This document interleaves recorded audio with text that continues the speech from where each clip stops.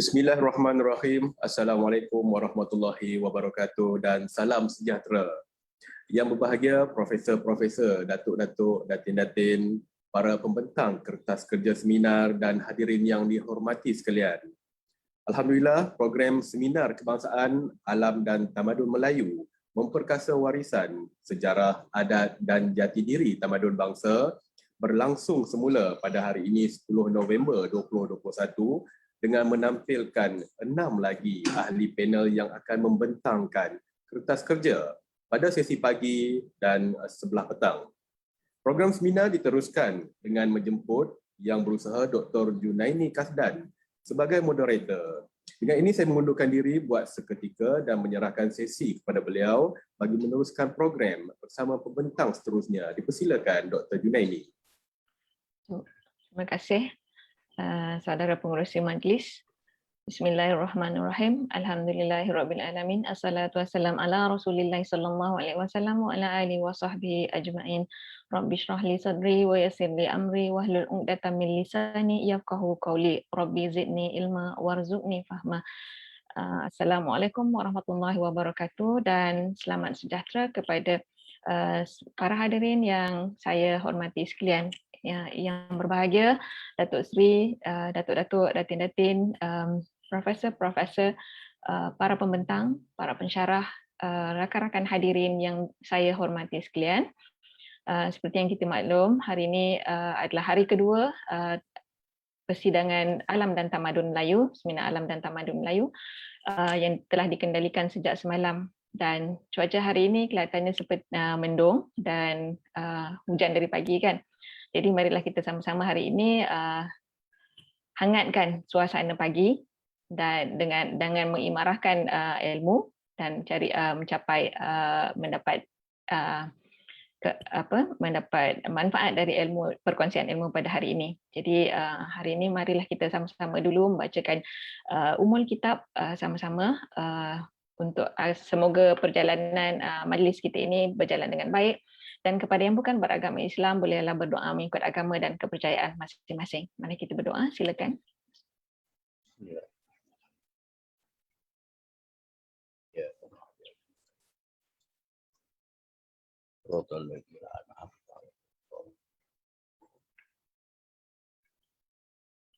Amin. Baik, saya sekali lagi saya Junaini binti Kasdan. Saya mohon izin untuk meneruskan acara pagi ini. Hari ini kita ada pagi ini kita ada 5 pembicara yang semuanya hebat-hebat belaka yang sepatutnya saya tidak perlu memperkenalkan satu persatu.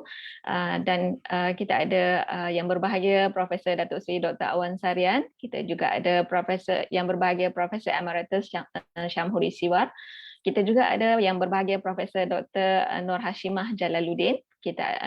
Selanjutnya kita ada yang berbahagia Profesor Madya Dr. Nurhanita Abdul Majid, dan terakhir kita ada yang berusaha Tuan Haji Fauzi Muda.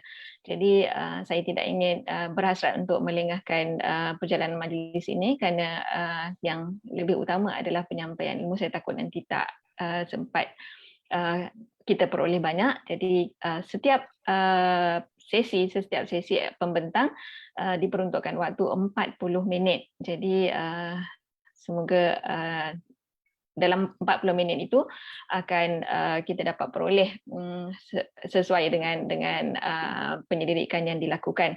Dan sesi soal jawab akan saya kumpulkan setelah ke-5 pembentang membentangkan kertas masing-masing. Jadi untuk yang pertama, saya persilakan yang berbahagia Profesor Datuk Dr. Awan Sarian. Saya bacakan sedikit biodatanya walaupun mungkin tak perlu, tapi saya bacakan sedikit. Profesor Datuk Seri Dr. Awan Sarian ialah pengarah Institut Alam dan Tamadun Melayu yang ke-12. Jadi kita beruntung sebab kita ada pengarah yang hebatlah. Okay, baik. Dan selanjutnya sebenarnya beliau bertugas di banyak tempat, terutama di Beijing dan sebagainya. Jadi saya tak perlukan baca lanjut, mungkin boleh dibaca seterusnya.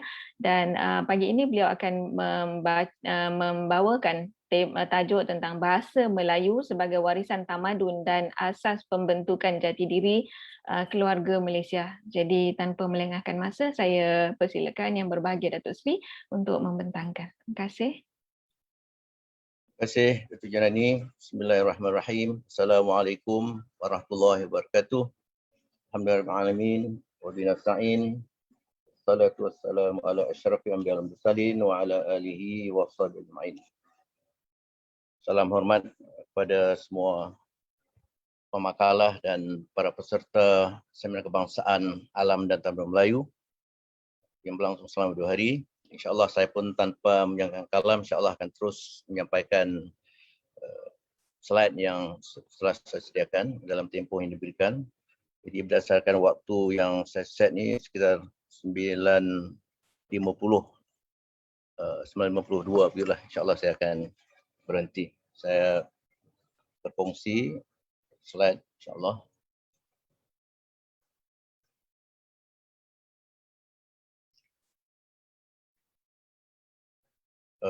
Adakah slide saya sudah? Belum ya? Sudah Datuk Seri nampak. Yang keluar tu seperti slide lain tu nampak, seperti poster.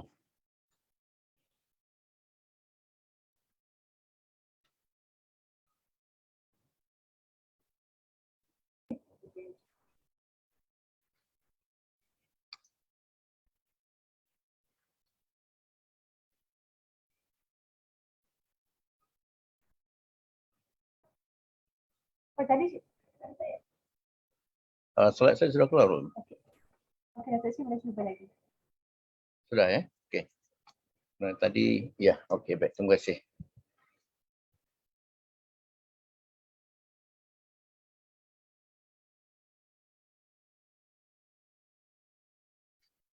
Baik, kertas yang ditugaskan pada saya berjudul Peranan Bahasa sebagai Warisan Tamadun dan Asas Pembentukan Jati Diri Keluarga Malaysia. Kita kaitkan dengan gagasan terbaru pemerintah atau presiden kita, iaitu Keluarga Malaysia. Saya memulakan perbincangan dengan mengaitkan jati diri manusia sebelum kita bercakap tentang bangsa, kerana semua kita ini walaupun berbeza bangsanya, seperti yang ditakdirkan Allah dalam surah Al-Hujurat ayat 13, iaitu Allah menjadikan manusia pada lelaki dan wanita dan menjadi pelbagai bangsa dan puak. Jadi sebelum kita bercakap tentang soal keluarga Malaysia, kita harus juga melihat konsep atau gagasan keluarga insan, keluarga manusia sejagat. Dan sumber yang saya gunakan pertama yang sumber Nas, dan ini juga merupakan latar berkaitan dengan epistemologi alam Melayu yang sebelum disentuh dengan mendalam oleh Profesor Ulung Datuk Syamsul Amri. Kita menggunakan epistemologi kita sendiri selain menghormati dan meraihkan epistemologi lain yang mungkin ada manfaat pada alam tamadun Melayu.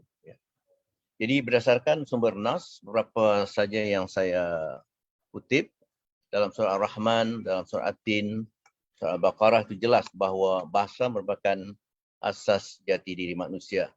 Jadi saya secara ringkas saya paparkan beberapa ayat yang berkaitan tanpa perlu saya membacanya. Kita dapat melihat dalam surah Ar-Rahman sendiri ayat 4, Allah menjelaskan bahawa bahasa itu ialah kurniaan yang diberikannya kepada manusia. Jadi artinya ini sangat penting dalam konteks jati diri manusia, kerana bahasa kadang-kala dilihat atau dinilai oleh setengah kalangan sebagai sesuatu yang biasa-biasa saja dan tidak sangat dikaitkan dengan soal jati diri asas insan ataupun manusia. Kemudian demikian juga dalam surah Al-Baqarah itu jelas awalnya manusia pertama dijadikan diciptakan oleh Allah, iaitu Nabi Adam AS, maka ilmu pertama dan kemahiran pertama yang diberikan adalah ilmu dan kemahiran bahasa. Wa 'allama Adam asma kullaha. Ini saya kira penting kerana tanpa bahasa manusia tidak akan dapat membentuk jati diri, tidak dapat mengembangkan dan membina tamadun mereka, dan tidak dapat memperoleh dan mengembangkan ilmu. Jadi bahasa pertama-tama yang sudah pun menjadi unsur terpenting bagi manusia. Seterusnya juga dalam satu ayat lain, dalam ayat 172 Al-A'raf, jelas bahawa Allah telah menggunakan bahasa sebelum manusia lahir ke dunia dalam bentuk yang tidak dapat kita ketahui kerana itu berlaku di alam roh. Kita kata Allah pada Nabi Muhammad SAW, ada kata kamu ditanya tentang roh, maka katakanlah bahawa roh ialah urusanku, urusan Allah. Tapi kita meyakini bahawa sebelum kita lahir ke dunia, semua manusia telah pun dipunai bahasa melalui dialog antara Khalik atau Allah dengan manusia. Alastu birabbikum, pertanyaan Allah, bukankah aku ini Tuhanmu? Dan kita semua menjawab dengan yakin bahawa qalu bala syahidna, dan kita bersaksi bahawa Allah itulah Tuhan kita. Maka ini sangat jelas unsur asas jati diri insan atau manusia keseluruhannya.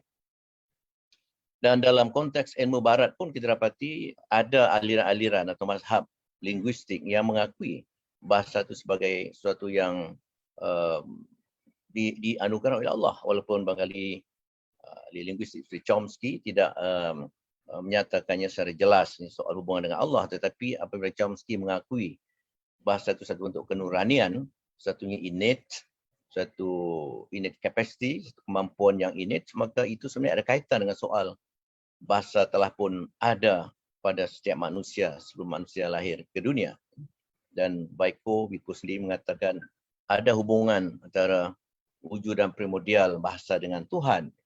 Jadi saya tidak akan berpanjang lebar bicara soal teoretikal ataupun aspek latar ilmu ataupun teorinya, tetapi mengambil manfaat daripada Nas dan juga rumusan ahli-ahli falsafah dan ahli bahasa termasuk dari barat. Ya.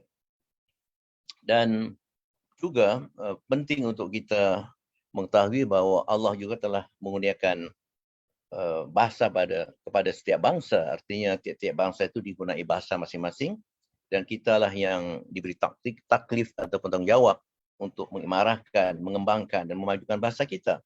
Jadi tidak ada suatu hakikat bahawa hanya ada satu bahasa di dunia yang memungkinkan semua manusia atau semua bangsa akan maju. Ini sebenarnya bersalahan dengan sunnatullah, bersalahan dengan aturan dan ketentuan Allah.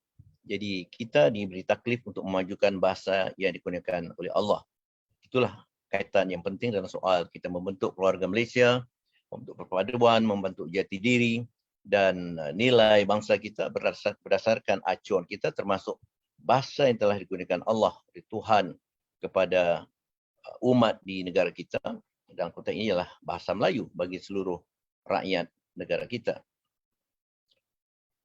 Ya, ini tentang soal bahawa Allah juga mengutus para rasul dalam bahasa yang dipahami oleh kaumnya. Ini ada kaitan dengan soal pemilihan bahasa sebagai bahasa pengantar utama yang berdasarkan bahasa kita sendiri. Ini juga diakui oleh UNESCO dalam piagam disebut keberkesanan pendidikan melalui bahasa sendiri. Terus pada fungsi bahasa sebagai jiwa bangsa dalam kaitannya nanti dengan tamadun alam Melayu dan juga dalam konteks pembinaan atau pembentukan keluarga Malaysia. Yang pertama, fungsi bahasa dapat dilihat sebagai asas pembentukan konsep diri manusia. Dua, sebagai asas pengilmuan manusia. Seperti Nabi Adam itu digunai bahasa untuk sebenarnya pemerolehan dan pengembangan ilmu. Dan itulah yang berterusan juga pada zaman rasul-rasul, nabi-nabi hingga umat sekarang. Kemudian yang tiga, sebagai perantaraan perhubungan sosial yang penting kerana kita berada di dunia, kita harus menjaga tata krama kita, tata susila kita termasuk dalam soal berbahasa. Jadi kaitan bahasa dengan tingkah laku, dengan sahsiah itu sangat penting diperhatikan dalam konteks memelihara hubungan sosial, apatah lagi dalam konteks keluarga Malaysia. Ya. Kemudian sebagai perantaraan pewarisan tamadun yang kita bicarakan selama 2 hari ini dalam berbagai bidang, arkeologi, sains, kejuruteraan, seni bina dan sebagainya, itu semua hanya dimungkinkan dapat diwariskan melalui bahasa. Tanpa bahasa kita tidak dapat mengenal pasti apakah bentuk pemerintahan pada zaman Sriwijaya sebagai contoh sistem kedatuan, kemudian zaman sudah Islam sistem kesultanan, dan itu semua hanya mungkin dapat kita warisi, kita kenal pasti melalui bahasa. Soal warisan karya-karya undang-undang, karya historiografi atau sejarahan, karya undang-undang atau teks hikayat, epik, hang tuah,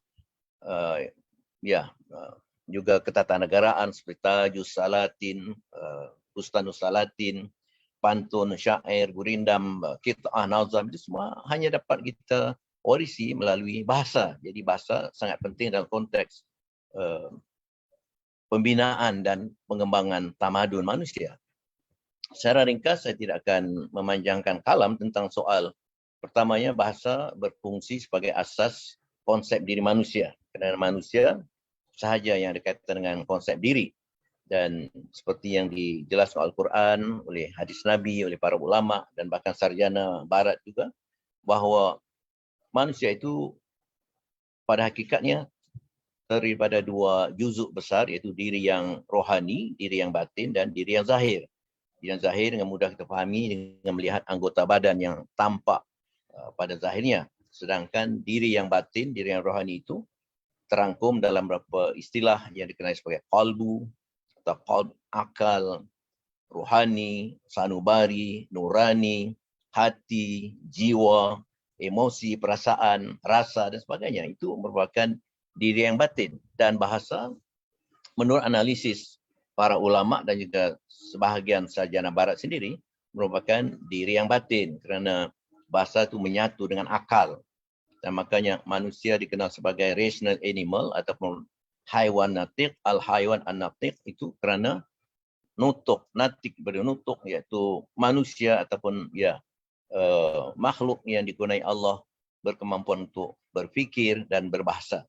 Jadi maka itu ada ahli bahasa juga yang mengatakan bahasa sebagai operasi mental, sebagai sebagai operasi akal, dan itu merupakan bukti bahawa bahasa ialah bahagian diri yang hakiki, bahagian diri yang rohani, dan itulah yang menentukan sikap kita, sahsiah kita, tingkah laku kita, kerana semua bermula dengan niat.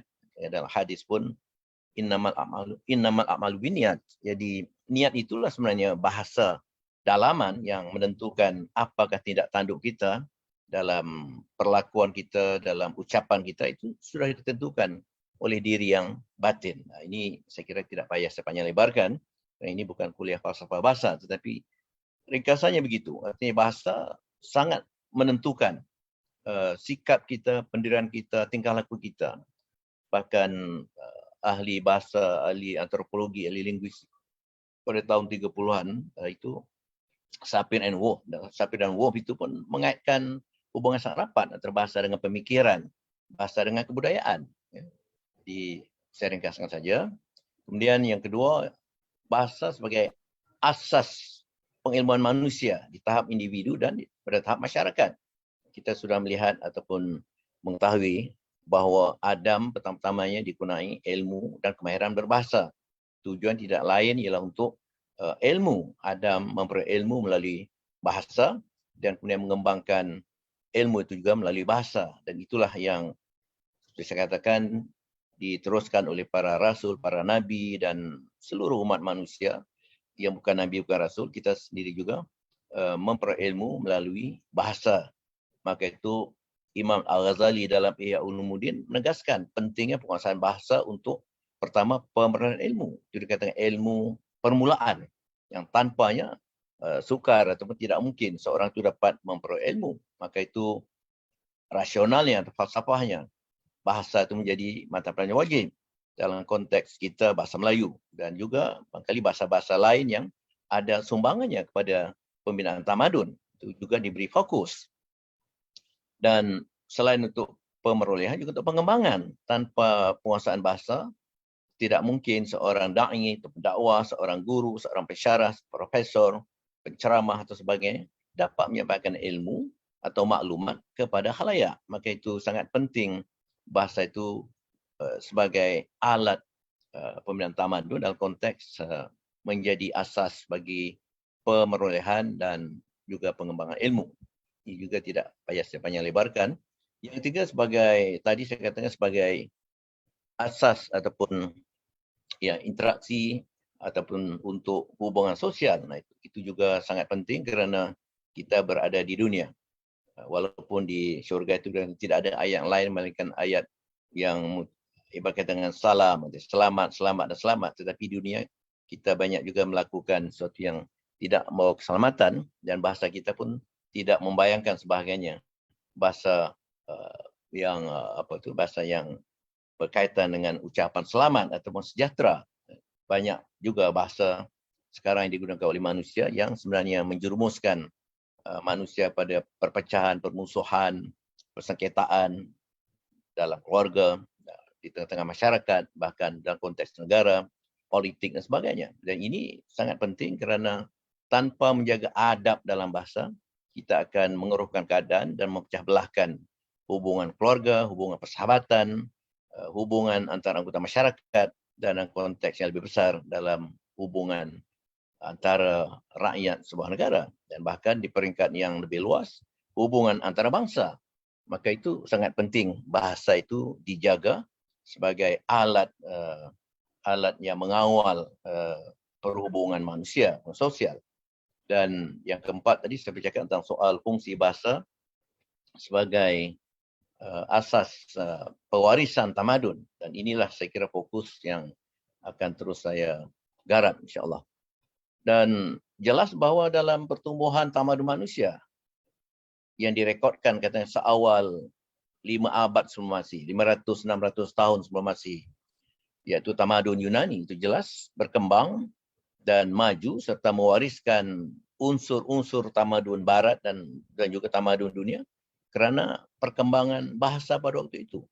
para ahli falsafah seperti Thales, Socrates, Plato, Aristoteles, Heraclitus, dan ratusan yang lain itu membicarakan perihal alam, perihal kosmologi, perihal etika, perihal undang-undang, perihal politik dan pemerintahan, perihal pendidikan, perihal metafizik. Itu semua dengan menggunakan bahasa yang dikatakan sebagai alatnya, juga sebagai teropong bagi mengkaji alam. Jadi jelas bahawa dengan bahasa semua ilmu itu dikembangkan, diperoleh, dan hingga kini seperti kata Bloomfield dalam tulisannya, hampir tidak ada unsur dalam Quran Barat sekarang yang katanya yang tidak mewarisi unsur-unsur tamadun dari Yunani, dan itu semua jelas saya katakan dikembangkan, disampaikan melalui bahasa. Artinya pada waktu awal-awal tamadun manusia sendiri, perhatian ilmuwan, pemikir, bahkan pemimpin terhadap bahasa itu sangat penting. Ya, tidak ada sesuatu yang dapat diungkapkan tanpa penguasaan bahasa. Maka itu retorik telah mula muncul dalam 5 abad sebelum Masihi. Retorik, walaupun barangkali ada salah guna retorik dalam konteks tertentu, tapi retorik sebagai asas bahasa yang berkesan secara positif mesti dikuasai, dan adab berbahasa seperti saya katakan. Ya, dalam konteks sekarang kita bercakap tentang dewan yang mulia sebagai contohnya jelas, tapi bahasa yang tidak mulia, akhlak kurang mulia pada setengah-setengah ahli dewan rakyat, ahli. Saya katakan terus terang itu saja. Jadi ini semua kerana Bangladesh tidak menginsafi bahawa bahasa itu sangat penting dalam konteks ketamadunan, peradaban. Dan terus pada soal tamadun Melayu, saya panjang kalau kita bicarakan soal Islam sendiri, memang berdasarkan bahasa, kerana wahyu Allah, kalamullah itu disampaikan oleh malaikat Jibril kepada Muhammad SAW itu melalui bahasa.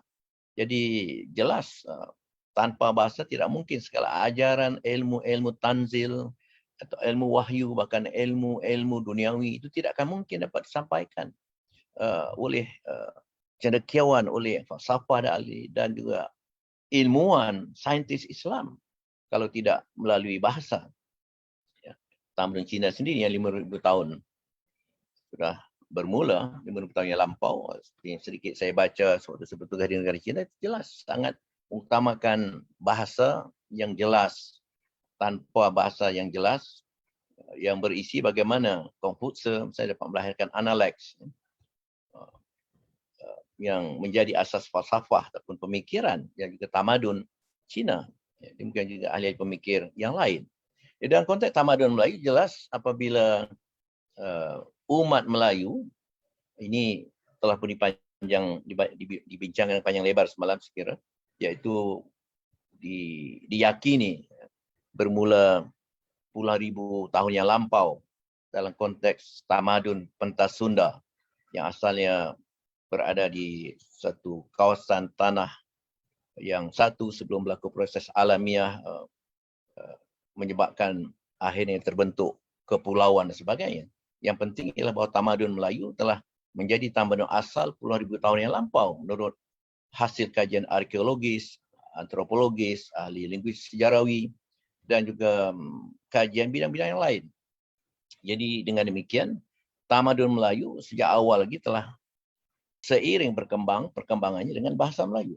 Meskipun dalam zaman purba tidak dapat kita kesan bukti sejarah kerana tidak ada tulisan yang diwariskan, tetapi kita mengetahui sekurang-kurangnya pada zaman gelombang kedua tamadun Melayu, iaitu dengan kerajaan Melayu tua, Punan, Champa, Langkasuka, dan yang paling gemilang ialah Sriwijaya pada abad ke-7, itu tak jelas adanya tamadun yang besar. Bahasa Melayu seperti yang dicatat oleh pendeta Buddha yang masyhur dalam zaman dinasti Tang, iaitu ke alam Melayu yang bermukim 6 bulan di Fosheh di Sumatera ataupun di ibu kota Sriwijaya, bermukim juga di Kalah ataupun di Kedah Tua, membuat catatan yang sangat penting, dan ini tersimpan dalam koleksi tulisan I Ching di kuil Buddha terbesar di China, dan pada masa kuil terbesar di dunia, Ikutashian, dan saya telah berkunjung 2-3 kali dan saya mendapati koleksinya itu sangat penting meskipun tidak dapat saya fahami kerana dalam tulisan Palava. Tetapi jelas bahawa I Ching merumuskan bahasa Melayu dalam zaman kerajaan tua itu telah melaksanakan 3 fungsi utama. Pertama sebagai bahasa pemerintahan. Dan kita tahu Sriwijaya sebagai kerajaan maritim yang besar menguasai sebahagian besar kawasan alam Melayu baru itu hingga di Sekreteng Kera di segi fizikalnya, dan hubungan diplomatik atau hubungan dengan kerajaan Sri Lanka tua itu juga dapat dikesan kerana ada hubungan, ada warkah yang dapat kita lihat di arsip negara di Colombo. Saya pernah ke situ dan Ketua Pengarah Arsip Sri Lanka menunjukkan adanya hubungan antara Sriwijaya dengan Sri Lanka lama. Jadi artinya bahasa Melayu telah digunakan sebagai bahasa pemerintahan dalam satu sistem kedatuan yang berakar kemudian menjadi sistem kesultanan. Dan kemudian yang kedua, fungsi dalam bahasa pengajian, kerana tercatat dan kini kita dapat melihat rekonstruksi yang dibuat di Jambi di pinggir sungai Batanghari itu telah direkonstruksi dan terdapat tapak-tapak atau biara tempat pengajian agama Buddha yang menggunakan bahasa Melayu menurut catatan I Ching pada abad ke-7. Dan bahasa Melayu sudah menjadi lingua franca dengan kedatangan atau pertembungan, interaksi dengan orang India, orang Cina dan sebagainya.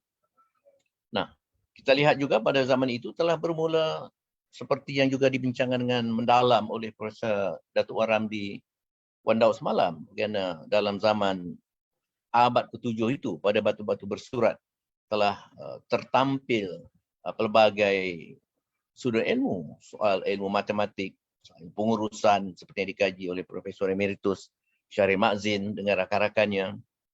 Itu jelas.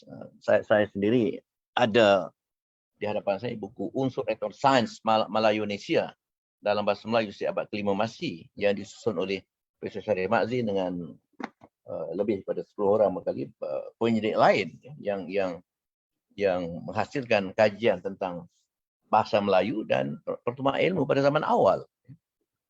Apalagi pada zaman Islam, sudah Islam datang sekitar abad 8, 9, tetapi yang tersohor teorinya pada abad 13 kerana sebelum itu barangkali Islam datang diperkenalkan tetapi belum diinstitusikan. Tapi pada abad ke-13, Samudra Pasai, kemudian Melaka, Aceh, Kedah di Kalimantan, Patani sebagainya, Brunei, barulah Islam itu dilihat sebagai suatu agama yang diinstitusikan, artinya menjadi agama rasmi, agama yang diterima oleh pihak istana. Dan jelas bahawa dengan kedatangan Islam itu, bahasa Melayu sendiri mengalami suatu transformasi besar-besaran dalam konteks kosakatanya, dalam konteks tulisannya, dalam konteks retorik, dalam konteks wacananya. Dalam konteks tulisan kita menyaksikan bagaimana Jawi mengangkat bahasa Melayu sebagai bahasa yang merentas etnik. Saya kata merentas etnik bukan kerana hanya dalam bahasa Melayu Jawi itu digunakan. Saya mewarisi kitab almarhum ayahanda saya. Kitab Premba itu dalam bahasa Jawa tetapi bertulisan Jawi, dengan tanda-tanda diakritik, tanda-tanda fathah, kasrah, dhammah, tanwin, sukun, tasydid dan sebagainya. Jadi demikian juga dalam tulisan Sunda, saya perhatikan ada, suatu saya buat kunjungan ilmiah sedikit di Makassar juga ada. Dalam bahasa Bugis, tapi tulisannya Jawi.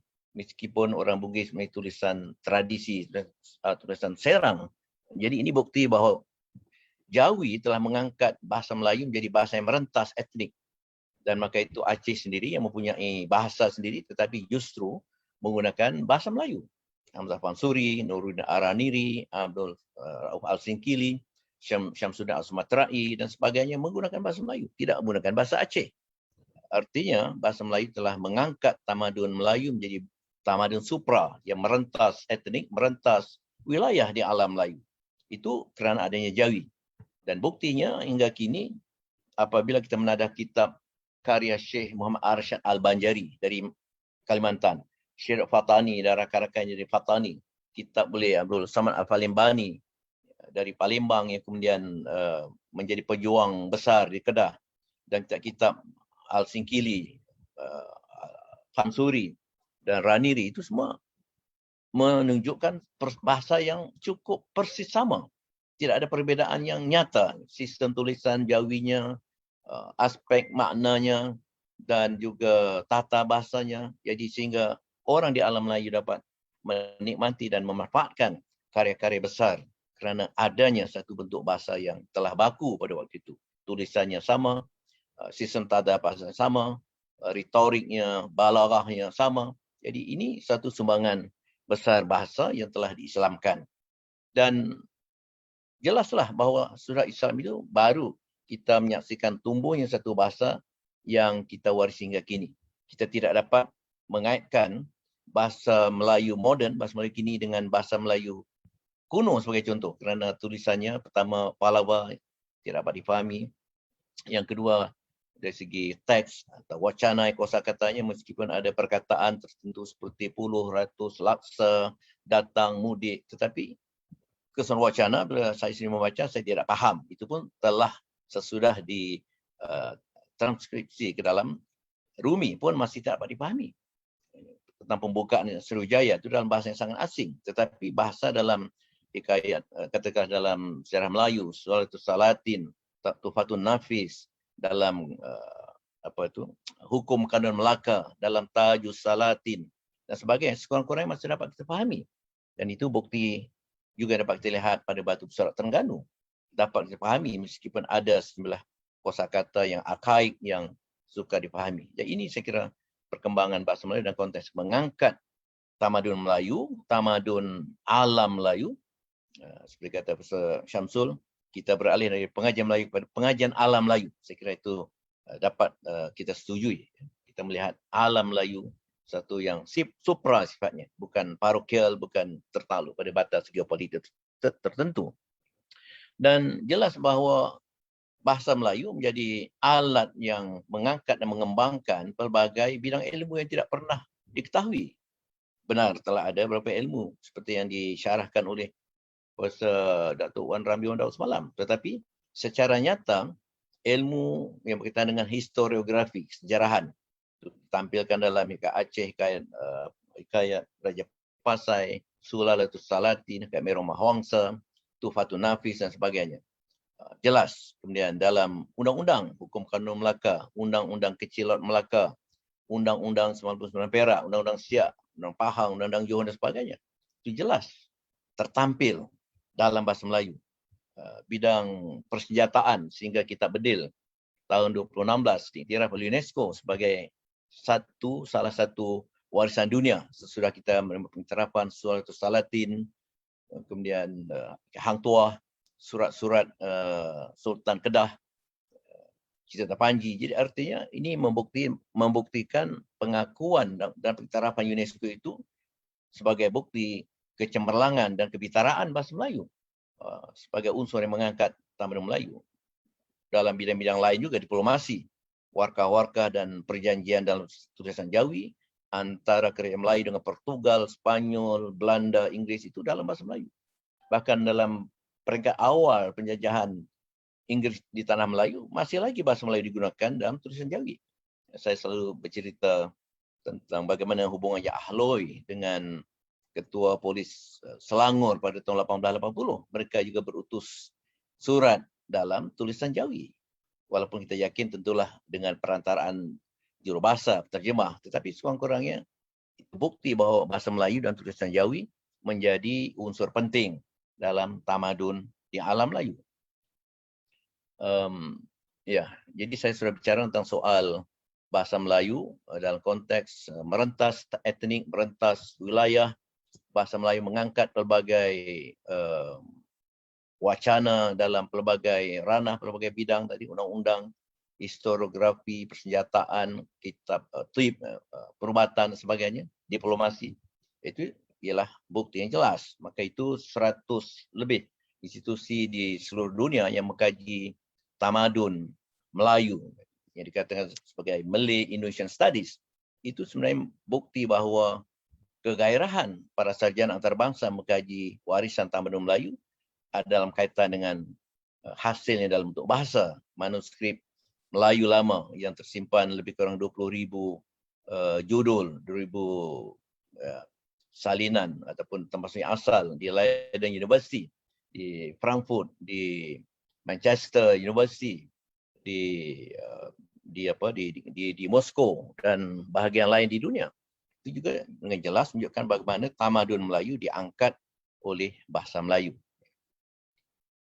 Saya terus pada soal, satu juga hal yang penting bagaimana bahasa Melayu seperti rumusan Profesor Syed Akib Al-Atas telah membentuk satu kesedaran kebangsaan baru berasaskan penerangan yang saya sebut tadi, bahasa yang merentas etnik, ratus etnik di alam Melayu, merentas wilayah di alam Melayu. Maka bahasa Melayu telah membentuk satu faham kesedaran kebangsaan baru yang menyatukan fikrah, menyatukan akidah, menyatukan pandangan sarwa ataupun pandangan alam, worldview masyarakat Melayu. Itu satu konsep yang penting sebelum sampai soal nasionalisme ataupun nasionalisme barat yang kemudian muncul sebagai reaksi pada penjajahan. Itu jelas juga nasionalisme yang lain sifatnya. Kerana ada nasionalisme Indonesia, Malaysia, Brunei dan sebagainya. Tetapi nasionalisme yang disemaikan oleh Islam melalui bahasa Melayu waktu itu nasionalisme yang luas sifatnya, yang mungkin kemudian terjemah sedikit berfahaman Melayu Raya walaupun gagal dalam konteks realisasinya. Baik, saya ada waktu lebih kurang 7 minit saya kira. Jadi dalam konteks moden kita melihat bagaimana bahasa Melayu menjadi bahasa kebangsaan bagi negara Malaysia, Indonesia, Brunei Darussalam, Singapura sendiri walaupun bahasa rasmi ada 4 dan Inggeris menjadi bahasa rasmi utama, tetapi Singapura sendiri menurut yang saya saksikan dalam Dewan Parlimen mereka, sebahagian yang ahli parlimen mereka juga berbahasa dalam bahasa Melayu, termasuk Perdana Menterinya. Itu saya saksikan sendiri di televisi Singapura sewaktu saya berada di sana. Bahkan ada juga peranan bahasa Melayu di bahagian lain yang tidak menjadikan bahasa kebangsaan. Thailand, Cambodia, Filipina, Laos, dan juga kita ada waris diaspora Melayu di Sri Lanka 60,000 orang yang telah 4 kali saya kunjungi dan kita mengadakan kerjasama.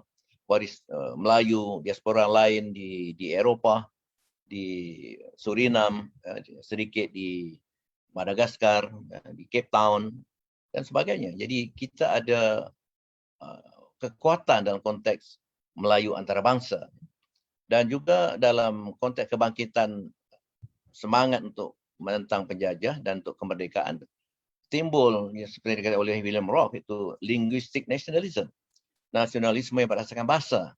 Jadi perjuangan kemerdekaan turut disertai dengan perjuangan untuk membebaskan negara kita dalam konteks bahasa. Ini hal-hal yang penting yang mesti disedari oleh pimpinan sekarang dan rakyat sekarang. Bahawa kita merdeka bukan hanya soal politik, soal ekonomi, soal pendidikan, soal bahasa, soal fikrah, pemikiran. Jadi kemerdekaan secara holistik. Dan itulah yang saya pancarkan dalam satu rajah bagaimana pada peringkat permulaan kemerdekaan kita merancang negara dalam konteks pembinaan negara atau nation building secara bersepadu, secara holistik. Kini kita lihat perancangan penggunaan negara sudah agak tidak holistik kerana perhatian lebih barangkali pada ekonomi. Penting ekonomi tetapi kadang-kadang kita sedikit mengalahkan soal bahasa, soal pendidikan, soal kebudayaan. Sehingga kan saya sendiri mengkritik bagaimana sudah 50 tahun dasar Pendidikan Kebangsaan dizahirkan pada tahun 1971 pada Kongres Pendidikan Kebangsaan. Sudah 50 tahun baru kita bercakap tentang DAKEN, dasar kebudayaan negara yang juga saya kira ada lompang-lompang yang perlu dibetulkan, dibaiki kerana barangkali tidak dirujukkan secara meluas pada seluruh pemegang kepentingan dasar kebangsaan. Jadi artinya dalam 50 tahun kita gagal melaksanakan dasar kebangsaan kerana barangkali ada dasar tapi tidak dilaksanakan oleh eksekutif. Itu diakui dalam preamble DAKEN yang saya baca. Dasar katanya tapi tidak pernah diangkat pada Jemaah Menteri. Ini juga satu yang saya kira cukup memilukan dan cukup mengherankan bagaimana dasar yang penting tidak pernah diangkat ke Jemaah Menteri. Saya kira fakta itu tidak benar tetapi sebagai satu hujah untuk mengatakan ya tidak dilaksanakan daken atau pendasar kebangsaan selama ini kerana tidak pernah diangkat. Bagaimana dasar yang penting satu kongres melibatkan cendekiawan besar, Syed Naqi Al-Atas, Koki Kim, Zainal bin Wahid, Syed Ahmad Jamal dan Taib Osman sebagai mustahil. Gagasan-gagasan besar itu tidak pernah. Mohon maaf Datuk Seri, mungkin boleh disimpulkan. Kita sudah kesuntukan masa. 2 minit ada. Okey, baik. Saya Silakan. mengira tadi saya bermula pukul 9.12 jadi mungkin maknanya dalam dalam 2 minit. Jadi begitulah saya menyimpulkan bagaimana bahasa dalam konteks membentuk bangsa Malaysia itu melalui perancangan bahasa, satu perancangan taraf bahasa atau status planning melalui kedudukan bahasa Malaysia sebagai bahasa kebangsaan, bahasa rasmi, bahasa ilmu dan sebagainya. Dan ini saya rumuskan dengan kata-kata almarhum Tun Abdul Rahman Putra, Perdana Menteri pertama, yang mengaitkan bahasa itu sebagai roh dan nyawa negara dan bangsa. Tanpa bahasa kebangsaan atau kita mengabaikan bahasa kebangsaan, maka kita sebenarnya warga negara yang tanpa nyawa atau tanpa roh. Dan ini saya kira ungkapan yang sangat tepat. Dan dalam konteks pembentukan keluarga Malaysia, bahasa Melayu menjadi salah satu asas kontrak sosial sejak kemerdekaan 1997. Dan ini mesti diinsafi, disedari dan dilaksanakan dalam pelbagai program kenegaraan oleh eksekutif, oleh pemerintah, oleh kerajaan dan oleh badan-badan semua yang berkaitan. Ya. Dan asas pelaksanaan Perlembagaan Persatuan Negara 152 dalam rukun negara, dasar kebangsaan, dasar perpaduan negara yang dilancarkan sekitar bulan Februari 2021. Ini semua menunjukkan asas pembentukan keluarga Malaysia yang ada kaitan langsung dengan bahasa Melayu. Jadi maka itu dalam pengisian gagasan keluarga Malaysia oleh Perdana Menteri ke-9, peranan bahasa Melayu sebagai asas jati diri rakyat Malaysia perlu ditingkatkan dan diperluas. Saya membaca buku Dasar Perpaduan Negara dilancarkan oleh Tan Sri Muhyiddin Yassin sewaktu beliau masih menjadi Perdana Menteri sekitar Februari lebih kurang begitu. Beberapa bab menegaskan pentingnya bahasa sebagai asas perpaduan dan ini sudah dibicarakan 64 tahun lebih daripada itu. Tapi bagaimana bahasa masih belum dapat menjadi asas pembentukan keluarga Malaysia. Ini ialah langkah yang perlu dibuat dalam saya ringkaskan saja itu isu-isunya, iaitu langkah-langkah pemartabatan bahasa Melayu di peringkat kebangsaan, di peringkat serantau dan antarabangsa. Menteri Luar saja baru-baru ini sudah mengisytiharkan ada satu gagasan diplomasi kebudayaan untuk mengangkat segala unsur bahasa, suratan, kebudayaan, sejarah dan warisan kita di mata dunia melalui program diplomasi kebudayaan dengan kerjasama kedutaan yang sangat saya beri penegasan lama. Indonesia berjaya dengan peranan tasih kebudayaan di kedutaan utama di seluruh dunia sehingga program BIPA sebagai contoh, bahasa Indonesia untuk penutur asing sudah walaupun belum mencapai tahap seperti yang British Council dan MASI dan sebagainya, tetapi sudah sangat dikenal di seluruh dunia kerana ada program secara sedar oleh pemerintah Indonesia. Tetapi kita tak apalah walaupun terlambat, tetapi tidak mengapa asalkan sudah ada kesedaran dan mesti digerakkan. Jadi saya tak sempat baca sajak, saya akhiri dengan pantun 2 rangkap. Swasa bukan sebarang swasa, swasa saduran emas tempawan. Bahasa sendi tamadun bangsa, dihina jangan, dileburkan jangan. Sriwijaya Samudra Aceh Melaka, pusat gemilang tamadun kita. Majukan bahasa, majukan bangsa, maju negara terhormat di dunia. Sekian, wabillahi taufiq wal hidayah. Assalamualaikum warahmatullahi wabarakatuh. Waalaikumsalam warahmatullahi wabarakatuh. Terima kasih yang berbahagia Profesor Datuk Seri Dr. Awang Sarian dengan judul Bahasa Melayu sebagai Warisan Tamadun dan Asas Pembentukan Jati Diri Keluarga Malaysia. Sebenarnya kalau kita lihat dalam pantun Melayu dulu sudah ada, saya kutip sedikit, tingkap papan kayu bersegi sampan kulit, sampan sakat di Pulau Angsa, indah tampan kerana budi, tinggi bangsa kerana bahasa. Jadi apa lagi yang kita cari? Okey, baik. Selanjutnya kita bawakan kepada pembentangan selanjutnya. Untuk soal jawab nanti kita kumpulkan dahulu. Jadi pembentangan selanjutnya saya persilakan yang berbahagia Profesor Emeritus Syamhuri Siwa judulnya tentang Ekonomi Melayu Bumiputera, Cabaran ke Arah Keperluan Jati Diri dan Berdikari. Jadi saya bacakan sedikit biodata Profesor. Profesor Emeritus Syamhuri Siwa merupakan Profesor Emeritus dan mantan fellow utama di Institut Alam Sekitar dan Pembangunan Adat Lestari UKM. Beliau memegang ijazah Sarjana Muda Ekonomi dari Universiti Kebangsaan Malaysia, Sarjana Ekonomi dari University of Leeds, United Kingdom, dan Sarjana Sains dari Iowa State University. Bidang kepakaran beliau adalah kajian kemiskinan, ekonomi alam sekitar, ekonomi pertanian dan pembangunan mampan. Jadi tanpa melengahkan waktu, saya persilakan yang berbahagia Profesor Emeritus Syamhuri Siwa untuk membentangkan, dan waktu yang diberikan adalah 40 minit sahaja. Sekian, terima kasih. Saya persilakan Profesor Datuk. Profesor. Mana slide saya tadi? Ya.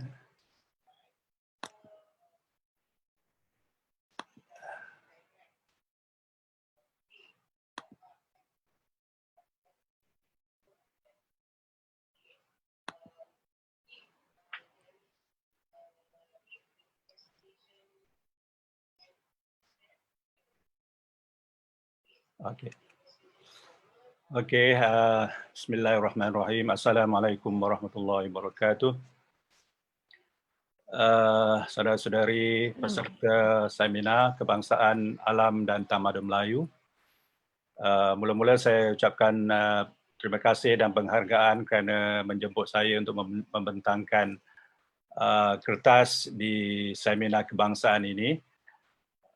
Saya pun tak pasti apa yang hendak saya tuliskan, tetapi daripada pengalaman dan kepakaran saya melihat kepada isu-isu sosioekonomi masyarakat Melayu, maka saya ketengahkan judul Ekonomi Melayu Bumiputera, Cabaran ke Arah Memperkasa Jati Diri Ekonomi.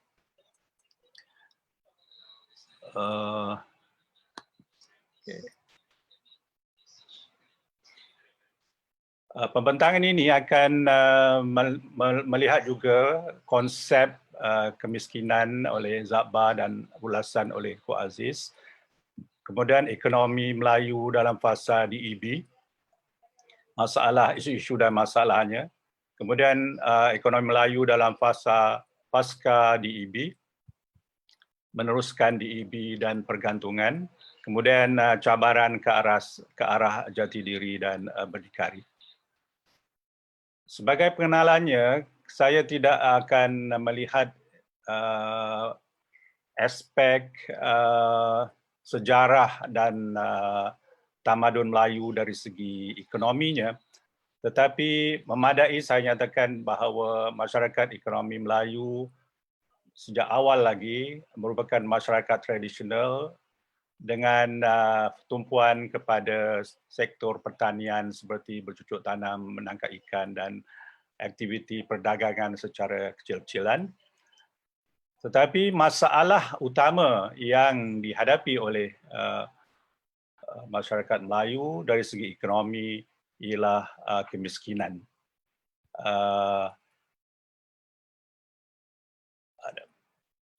Antara penulisan awal yang pernah dilakukan ialah mengenai kemiskinan ialah oleh Pendeta Zabba yang menulis pada tahun 1923. Mengikut Zabba, orang kita Melayu pada hitungan dan jumlahnya adalah suatu kaum yang tersangat miskin. Miskinan itulah sifatnya yang tersangat lengkap dan nyata daripada sifat-sifat kebangsaan lainnya, iaitu juga sebesar-besar kekurangan yang menjadikan mereka kalah atau ketinggalan ke belakang dalam perlumbaan kemajuan.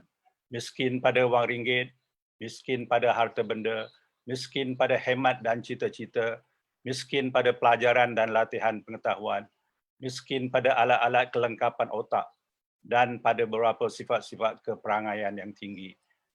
Dan jadilah mereka tidak dapat tiada daripada tersangkut dalam ketinggalan dalam perjalanan bangsa-bangsa. Jadi mengikut takrif ini, Zabba telah mengulas bahawa kemiskinan Melayu adalah kemiskinan serba-serbi.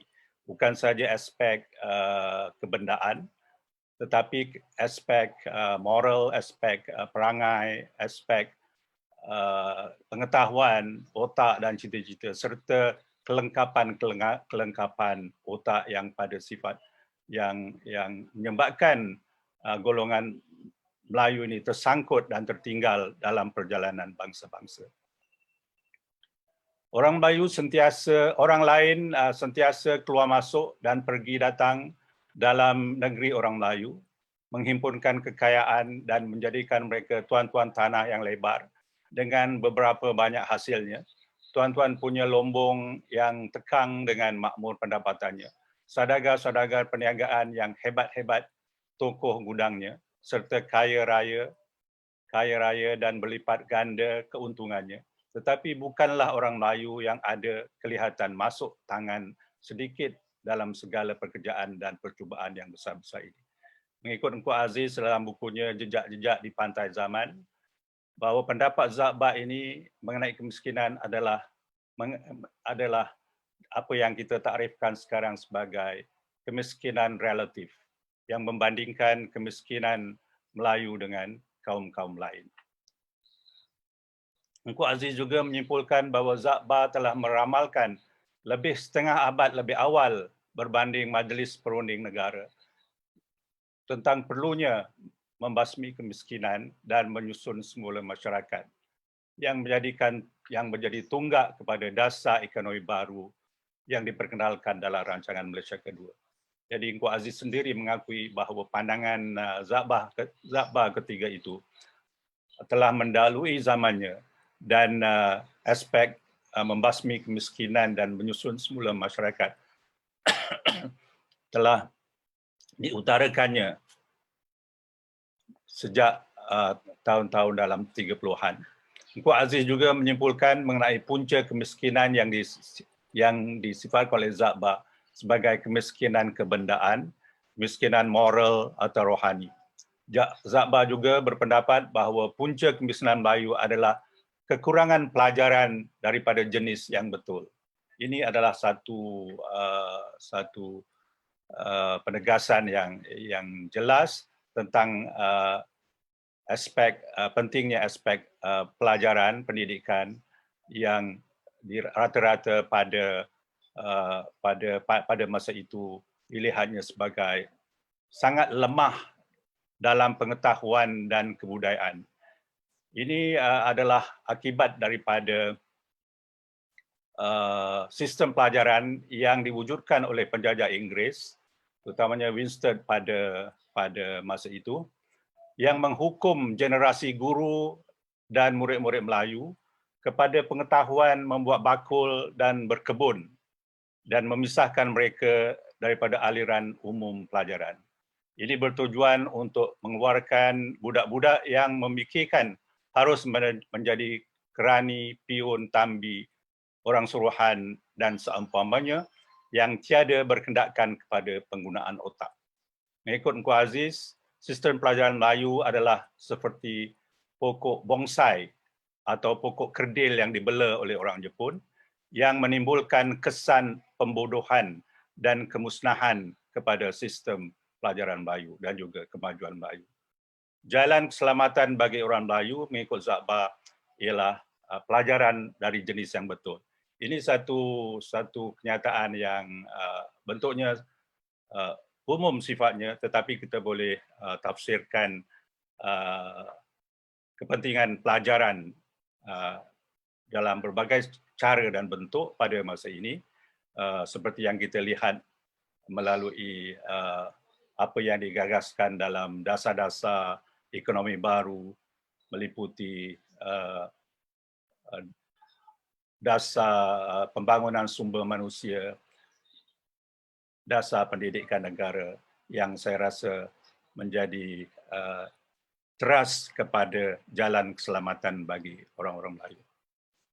Kita masuk kepada zaman dasar ekonomi baru.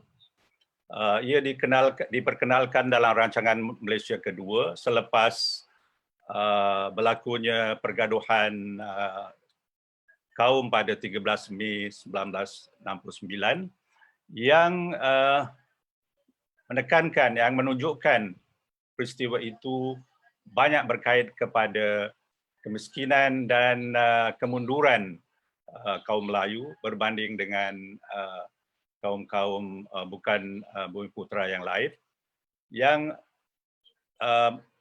menyebabkan keangkuhan di kalangan setengah mereka yang mencabar kedudukan sosioekonomi orang Melayu pada ketika itu, yang membawa kemarahan dan juga mencetuskan pergaduhan. Jadi pada tahun 70-an juga, isu kemiskinan merupakan satu masalah yang serius, terutama di kalangan kaum Melayu Bumiputera. Rajah ini menunjukkan kadar kemiskinan tahun 70 hingga tahun 2009.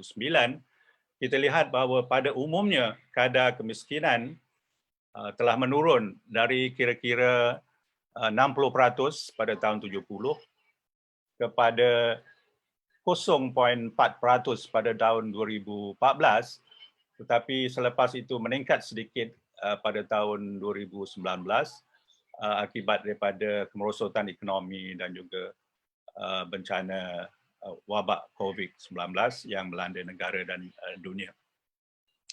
Rajah ini juga menunjukkan bahawa kemiskinan boleh ditunjukkan dari segi sektor, iaitu sektor bandar dan luar bandar.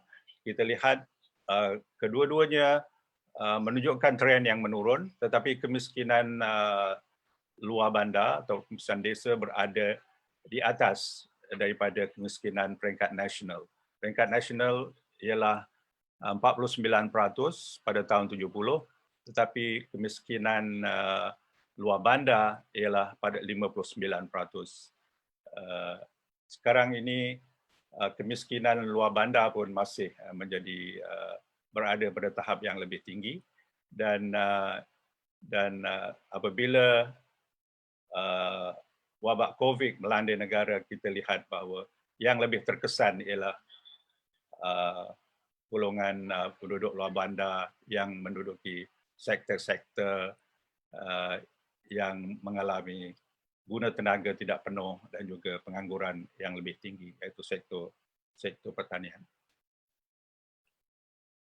Antara isu dan masalah dalam dasar ekonomi baru ini telah menyebabkan, ini sudah ya,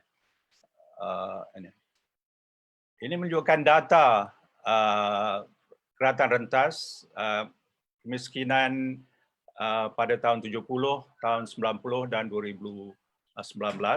Mohon maaf, Prof. Slide Prof tidak kelihatan. Tidak kelihatan. Tidak kelihatan di paparan ya? Ya, betul, Prof.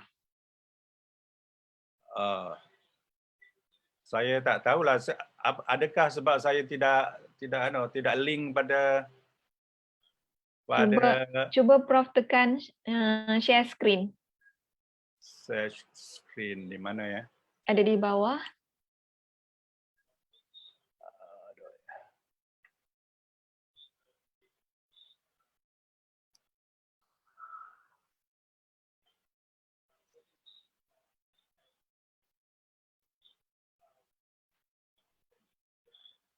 Hari tadi tak bercakap. Saya ingatkan saya punya yang tak muncul, punya ramai yang kata tak muncul. Aduh. Share screen.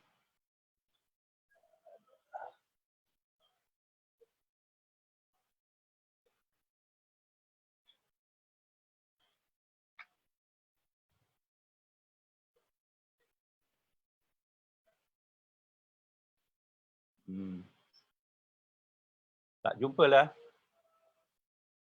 Tak apa, Prof. Prof teruskan saja. Teruskan ya. Baik. Ataupun yang ni ke? Ini tak. Share screen. Share screen.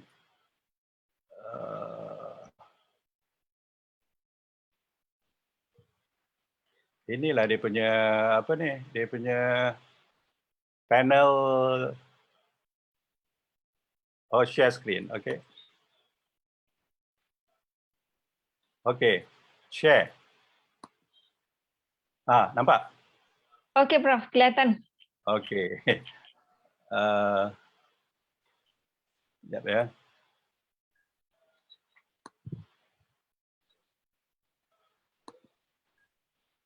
Okey, cantik, Prof. Nanti ini ganggu saya punya pula ni. Okey. Mana tadi? Okey, ini ialah keratan rentas mengenai kadar kemiskinan pada tahun 70 dan 90 dan 2009 yang terkini. Pada tiap fasa kita lihat bahawa kadar kemiskinan adalah lebih tinggi bagi masyarakat Melayu Bumi Putra, dan di sebelahnya ialah pendapatan purata keluarga yang juga menunjukkan paras yang lebih rendah. Oleh kerana kemiskinan diukur dengan konsep pendapatan garis kemiskinan, maka pendapatan yang rendah juga akan menentukan lebih banyak peratus penduduk Melayu berada di bawah pendapatan garis kemiskinan berbanding dengan masyarakat Cina dan masyarakat India yang menunjukkan kadar kemiskinan yang lebih rendah serta pendapatan yang lebih tinggi. Kemudian satu isu yang perlu diketengahkan ialah dalam fasa DEB juga telah menunjukkan trend ketidakseimbangan pendapatan. Trend ini diukur dengan pekali Gini daripada 0 hingga 1. Data-data menunjukkan bahawa pekali Gini bagi ketidakseimbangan pendapatan adalah di antara 0.4 hingga 0.5 pada peringkat awal dan menurun selepas fasa DEB kepada 0.442. Ini menunjukkan bahawa ketidakseimbangan pendapatan masih berada pada tingkat yang tinggi saya rasa, walaupun kadar ketidakseimbangan yang tinggi diukur pada 0.5, tetapi nilai 0.442 adalah satu tahap hampir tinggi seperti yang digariskan oleh tahap pemberkasaan pendapatan.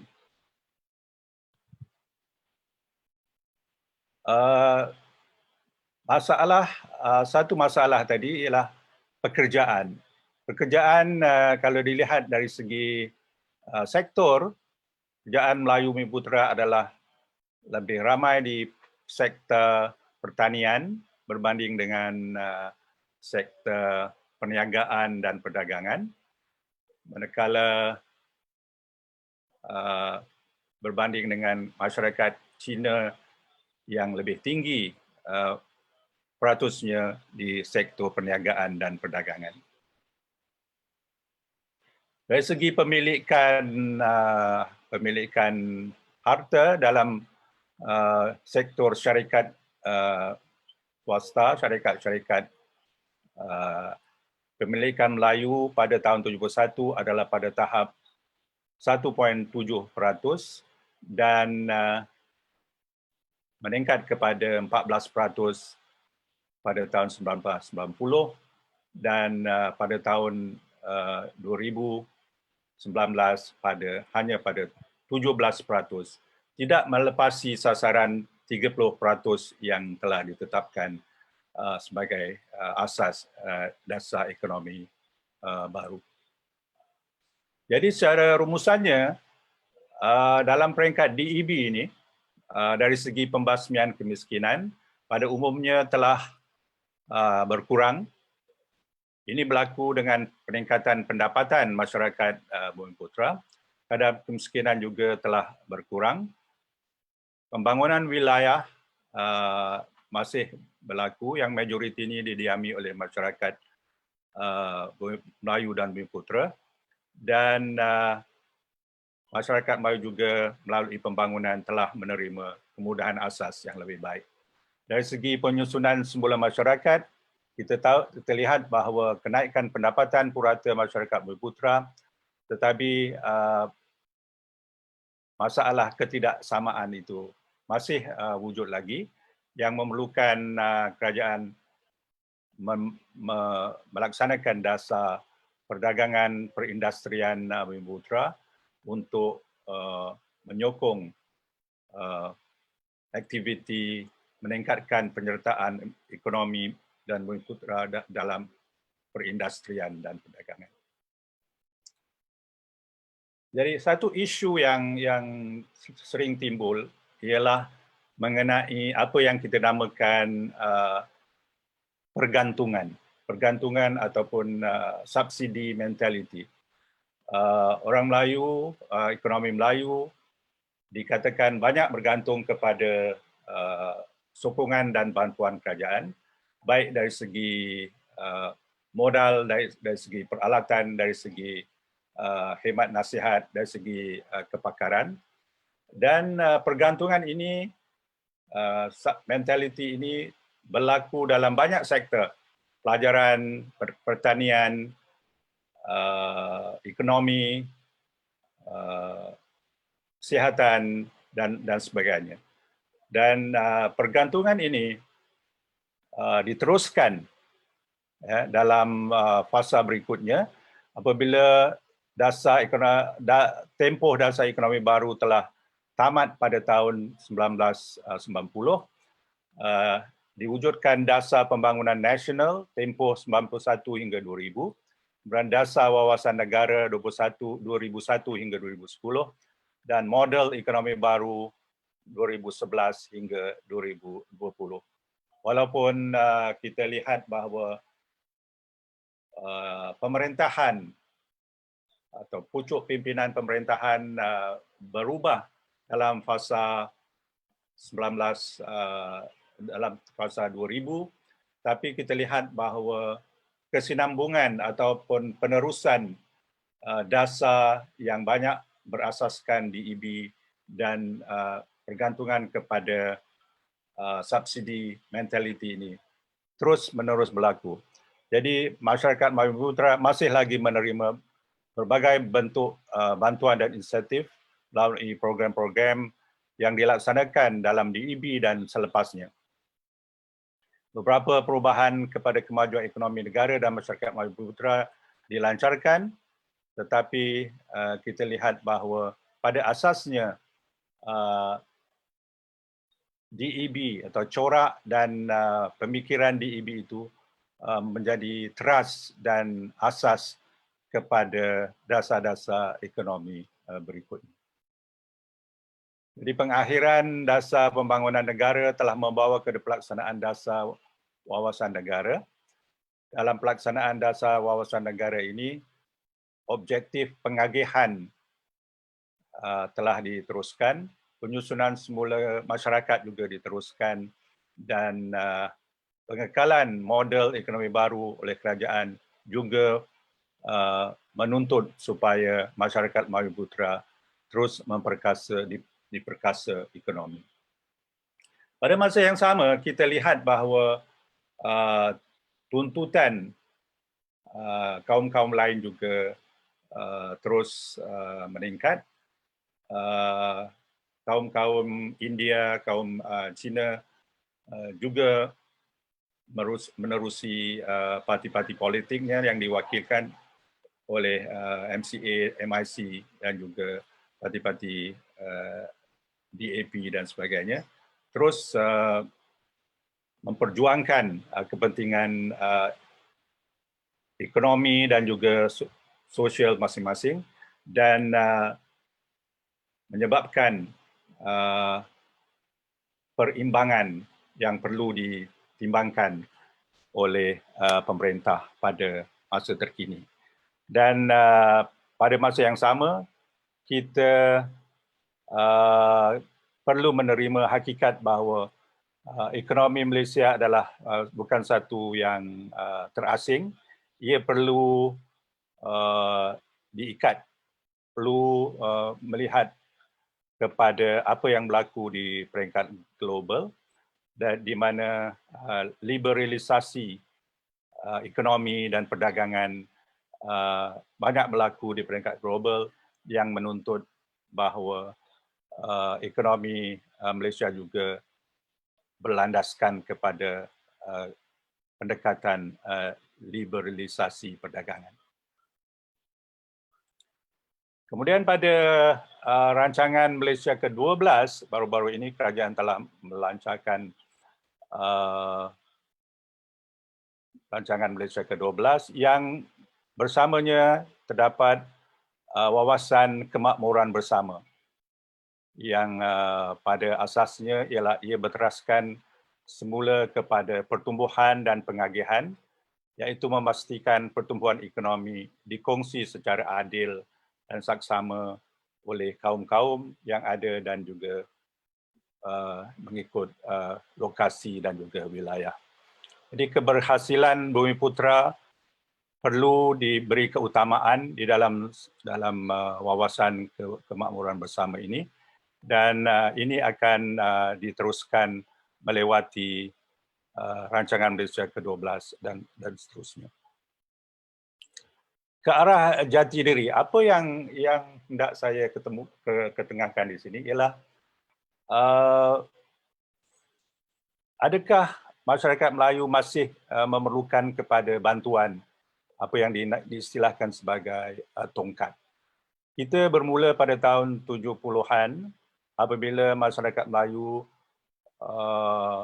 antara dilanda masalah kemiskinan dan juga pendapatan yang tinggi, dan salah satu dasar pada masa itu, iaitu dasar ekonomi baru, ialah pertunjakan kepada pembasmian kemiskinan dan menyusun semula masyarakat di mana pengenalan mengikut pekerjaan kaum-kaum mengikut kaum cuba dielakkan.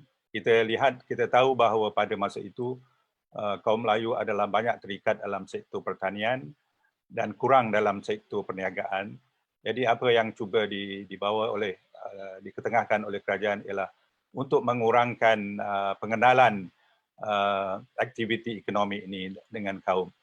Pada dasarnya kita telah menyaksikan beberapa kejayaan di dalam aspek ini, iaitu peningkatan penyertaan Bumiputera, Melayu Bumiputera dalam perdagangan, dalam ikhtisas, profesionalism dan sebagainya, dan ini membawa semacam pertanyaan, adakah kita masih lagi memerlukan bantuan dan tongkat seperti yang diwar-warkan. Jadi dalam fasa kini, cabaran yang penting bagi masyarakat Melayu ialah ketidakseimbangan tadi, jurang pendapatan antar kaum masih wujud, dan nisbah pendapatan Melayu dengan Cina misalnya adalah 1:1.5 sekurang-kurangnya. Dan juga ini melibatkan banyak aspek. Masyarakat Melayu perlu berubah dari segi menghadapi cabaran semasa seperti revolusi industri, cabaran ekonomi digital, memerlukan lonjakan, peranjakan selain daripada perubahan sikap dan minda. Jadi survival atau kemandirian ekonomi Melayu dalam konteks ekonomi global ini perlu dimainkan oleh berbagai golongan. Pertama ialah peringkat individu. Individu Melayu sendiri perlu berusaha untuk melonjakkan ekonominya dari segi pendapatan dan dari segi perkhidmatan dan sebagainya. Swasta Melayu juga perlu terlibat sama, dan juga NGO Melayu, GLC Melayu, dan unit pembangunan ekonomi negeri serta badan-badan berkepentingan seperti Dewan Perniagaan Melayu masing-masing mempunyai peranan untuk membawa perubahan yang diperlukan daripada kemunduran kepada kemandirian. Mohon maaf Prof, kita ada 1 minit lagi. Okey, saya pun dah nak habis ni. Baik. Kedua ialah mengurangkan pergantungan atau mentaliti subsidi ke arah ekonomi mandiri. Ketiga ialah memperkasa ekonomi dan institusi wakaf seperti sedekah mengenai Baitul Mal dan sebagainya. Ini institusi Islam mempunyai peranan yang sangat besar, sangat luas, yang belum diteroka secara lebih tuntas di dalam memperkasa ekonomi dan institusi ekonomi Melayu Bumiputera. Memperkasa gerakan koperasi berasaskan pertanian, peruncitan, badan-badan kelompok ekonomi dan sebagainya. Dan yang penting saya rasa ialah dalam keadaan senario sekarang, dalam kita melaksanakan wawasan kemakmuran bersama, kita perlu meletakkan masalah dan masalah kemiskinan dan ketidakseimbangan pendapatan Melayu sebagai teras yang perlu diatasi sebagai asas kepada dasar ekonomi Malaysia pada masa kini dan masa hadapan. Jadi rumusannya, makalah ini telah cuba membincangkan dari segi aspek perubahan perubahan ekonomi dan sosioekonomi masyarakat Melayu, dan bagaimana kita masih lagi bergantung kepada subsidi dan subsidi mentaliti untuk banyak perkara untuk membangun, tetapi sudah sampai masanya orang Melayu sendiri dan juga sektor swasta, GLC dan sebagainya membangunkan masyarakat Melayu secara mandiri untuk mengurangkan pergantungan ini dan menempuhi cabaran ekonomi global dan juga sektor revolusi industri, ekonomi digital dan seterusnya. Jadi itu saja persembahan saya. Terima kasih. Assalamualaikum warahmatullahi wabarakatuh. Terima kasih yang berbahagia Profesor Emeritus Dr. Syamrul Siwah yang telah membentangkan tentang ekonomi Melayu Bumiputera, cabaran ke arah keperluan jati diri dan berdikari. Jadi kalau kita lihat sebenarnya sudah pelbagai dasar ada, terutamanya dasar DEB yang menjadi keirian ataupun menjadi menimbulkan rasa kurang senang dalam kalangan kaum-kaum lain di Malaysia. Dan sehingga kini pelbagai dasar tentang ekonomi muncul, diadakan. Namun yang perlu kita fikirkan ialah kenapa masyarakat Melayu masih berada pada takut yang lama. Jadi kita tinggalkan tentang ekonomi Melayu, kita pergi kepada yang berikutnya. Bersama kita ada Profesor yang berbahagia, Profesor Dr. Nur Hashimah Jalaluddin, seorang profesor dalam bidang linguistik yang tersohor masa kini. Jadi saya tak perlu membacakan biodata beliau panjang lebar, namun beliau adalah satu-satunya profesor linguistik yang masih aktif masa kini dan telah mendapat pelbagai anugerah dari dalam dan luar negara. Jadi pembentangan beliau adalah tentang lanskap penyebaran dialek Melayu, dan saya yakin setiap pembentangan Profesor Dr. Nur Hashimah Jalaluddin sentiasa ada yang baru. Jadi mungkin kita nikmati sama-sama lanskap penyebaran dialek Melayu. Saya persilakan Profesor Dr. Nur Hashimah Jalaluddin untuk membentang. Waktu yang diberikan juga 40 minit sehingga 11.10 12.10. Okey, saya persilakan.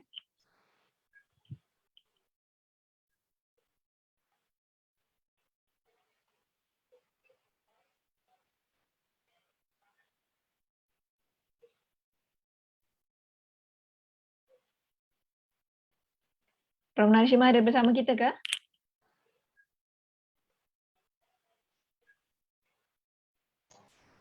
Dengar tak? Boleh dengar, Prof. Boleh dengar. Okey.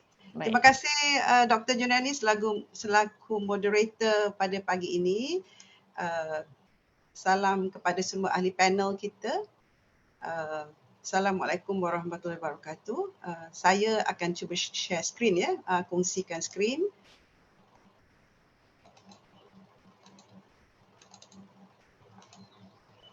Nampak Dr. Jun? Nampak, Prof. Okey. Baik, hari ini saya akan berbicara tentang lanskap penyebaran dialek Melayu. Mungkin tajuk saya ini agak berbeza dengan tokoh-tokoh yang lain daripada semalam. Ada sedikit bersangkutan dengan Datuk Seri Awang Sarian, Profesor Datuk Seri Awang Sarian, tapi saya lebih memfokuskan kepada satu fenomena yang penting dalam aspek bahasa ialah dialek Melayu. Baik, saya tahu yang dengar seminar ini bukan semua orang linguistik, jadi saya berikan sedikit pengenalan kepada apa tu dialek.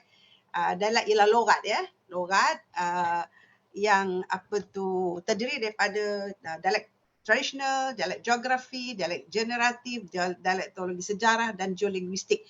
Inilah kajian-kajian dialek daripada dulu, daripada tahun 60-an sampai ke hari ini yang berakhir dengan geolinguistik. Baik, dialek tradisional, sebenarnya kajian dialek ini bukan kita mulakan. Di Eropah telah mula seawal 1881 apabila Wencker daripada Jerman telah mengambil tugas untuk melihat perbezaan bunyi-bunyi bahasa dan membuat sempadan-sempadan daerah bukan berdasarkan pentadbiran tetapi berdasarkan dialek. Kita panggil sebagai isogloss ya. Kemudian apa yang Wencker dan teman-teman lakukan ialah dengan mengirim surat kepada semua penutur yang berada di Jerman dan menyatakan bagaimanakah bunyi atau perkataan ini dibunyikan atau apakah perkataan ini makna cara leksikal yang lain disebut. Jadi walaupun banyak kelemahan daripada kajian ini tetapi dia telah berjaya menghasilkan Jerman tinggi, Jerman rendah, bahasa Jerman tinggi, bahasa Jerman rendah dan dilakarkan persempadanan bahasa.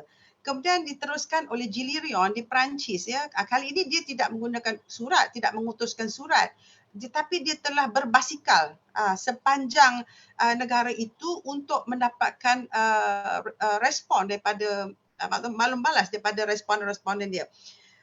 Ini kemudian diteruskan di England dan seterusnya. Tapi budaya ini kita tak nampak di Amerika. Di Amerika budaya ini lebih kepada dialek sosial. Tapi di Eropah kita lebih kepada dialek teknologi. Apa tujuannya membina berkas isogloss? Sebab di Eropah kan berlaku peperangan, bahasa Jerman dituturkan di Switzerland, di Austria, kemudian bahasa Jerman menyebar ke England hingga bertukar menjadi bahasa British yang lain, kemudian bahasa Perancis pula, semua terpancar daripada induk yang sama tetapi menggunakan bunyi-bunyi tak sama. Jadi itu yang mereka nak bina isogloss, mendapatkan data saintifik berdasarkan kajian lapangan. Ya, cara mendapatkan data ini memang secara saintifik. Kemudian kajian dialek ini atau kajian logat, kalau dalam bahasa pasaran kita kata kajian logat lah logat Perak, logat Kedah, logat Kelantan, logat Terengganu, logat Johor dan sebagainya. Di Malaysia, pengkajian yang asal dilakukan oleh almarhum Ismail Hussein. Dia telah menunjukkan phonology diversity, kelainan bunyi yang menjadi asas pembahagian dialek ya. Agak awal tahun 73 dihasilkan satu buku tentang dialek Semenanjung. Kemudian diteruskan oleh mahaguru saya Profesor Emeritus Datuk Dr. Asmah Haji Omar. Ini memang hebat, melalui buku Susul Galuh Alam Melayu dan berterusan sampai ensiklopedia 2008 pun Datuk Asmah masih menulis tentang dialek dan sangat sinonim dengan kajian dialek. sangat teliti dan banyak memberi panduan kepada pengkaji-pengkaji berikutnya. Tetapi Dato' Asma dia bukan dia pergi satu negeri, satu dialek ke satu dialek secara khusus. Akan dikompil atau dikumpulkan menjadi sebuah buku tentang dialek. Selepas kajian yang lebih bersifat tradisional, kajian dialek ni mesti kena pergi lapangan. Itu wajib sebab penutur yang bercakap itu yang menuturkan satu bahasa tak sama. Walaupun satu negeri yang sama tetapi daerah yang tidak sama tidak akan menuturkan bunyi yang sama. Contohnya Kuala Kangsar dengan Perak Tengah dia koma. Kalau Perak Tengah kome. Perubahan bunyi itu dengan memberikan kita satu isogloss yang berlainan. Jadi maknanya kalau nak pergi Kuala Kangsar jangan cakap kome. Itu kena sebut koma. Saya, ayah, itu cara orang Kuala Kangsar. Berbanding dengan orang Perak Tengah atau Parit atau Water, saya, kome, deme, itu cara orang Perak. Kemudian kajian ini berkembang dengan ramainya sarjana-sarjana yang dihasilkan oleh Dato' Asma sendiri. Contohnya Ajit Cik Kop melihat khusus kepada Pasir Mas. Rohani Yusof mengkaji Kuala Kangsar dan Collins mengkaji Ulu Terengganu. Jadi kajian itu lebih spesifik. Hasil yang nak dicari itu sama, mencerap perbezaan bunyi dan leksikal. Bunyi ni fonologi. Kemudian menghasilkan peta lakaran isogloss secara manual. Dulu tak ada teknologi. Jadi apa yang dilakukan lakaran-lakaran secara manual. Kemudian kajian dialek ini semakin berkembang dengan adanya ilmu-ilmu linguistik yang lebih mapan. Maka Zaharani Ahmad, Sharifah Raihan mengubah cara melihat dialek. Kalau Zaharani menggunakan data Perak untuk menjelaskan tentang fonologi generatif. Bagaimana rumus itu dapat menjelaskan leksikal yang ada di Perak. Contohnya menyengolahkan ke mensekolahkan. Ini ada kaitan dengan perkamusan ya.